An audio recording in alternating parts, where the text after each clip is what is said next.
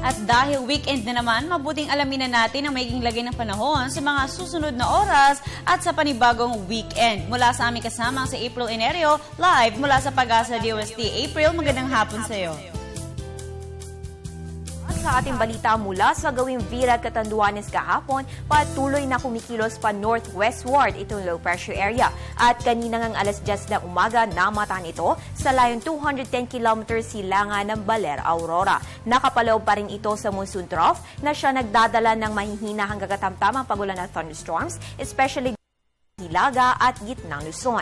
Ayon kay Pag-asa weather forecaster Alzar Aurelio, dalawang senaryo ang posible mangyari sa naturang sama ng panahon. Una, kapag nanatili pa rin ito sa karagatan, posible itong maging bagyo. O pangalawa, kapag ito'y lumapit at tumawid sa ating kapuluan, lalo na dyan sa may bandang Sierra Madre, ay posible po itong malusaw. Kaya continuous monitoring tayo dito sa Pag-asa kahit sa weekend. Samantala, habang nananatiling low pressure area, itong weather disturbance sa loob ng ating area of responsibility ay merong bagyong nananalasa sa may Pasipiko, sa may outer eastern part po yan ng ating power line. Para sa detalye, narito ang ating nakapanayam kanina na si Alzar Aurelio, weather forecaster ng Pag-asa.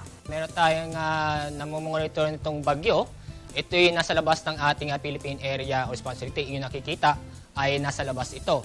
At isang ganap na tropical storm, ang pangalan po niya ay Tropical Storm Manny. Ito yung ibig sabihin po niya, reservoir, ito yung imbakan ng tubig, kung saan yung ligwahin nito ay galing sa Hong Kong, China. At inaasahan po natin itong bagyong si Manny ay kikilos sa northwestward na maaari po hindi pumasok sa ating Philippine Area of Responsibility. Kumbaga, lalapit lang po dito sa may kanto ng northeastern part ng Philippine Area of Responsibility na maaaring katapos doon ay tutungo ito sa Japan. Para naman sa ating weekend weather check, ayon po kay El Sarno, dito sa Luzon kasama na ang Metro Manila, magiging maulap pa rin po ang panahon. So asahan ang mga light to moderate rains at thunderstorms at mga moderate to heavy rains at thunderstorms naman, especially dito sa may Mimaropa at Bicol region. Sa Visayas at Mindanao, generally fair weather po ang maaasahang panahon. Paalala pa rin nga maging handa sa mga localized thunderstorms lalo na pagsapit ng hapon o gabi.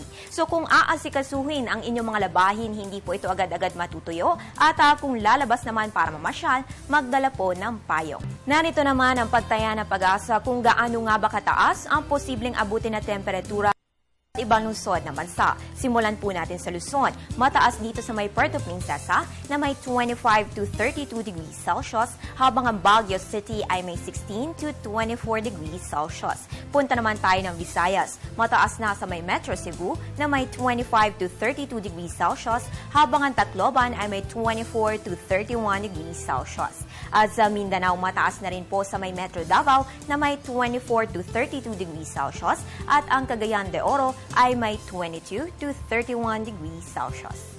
Para lagi kayong updated, please follow us on Twitter, like us on Facebook at bisitahin ang aking website. Antabayan na rin ang aking susunod na weather update mamayang alas 3 ng hapon. At yan ang pinakahuling balita mula dito sa Pag-asa DOST. Ako po ang inyong weather girl April Enerio para sa Telebisyon ng Bayan. Balik sa iyo, Habiba, at happy weekend. Maraming salamat sa iyo, April. Happy weekend din sa iyo.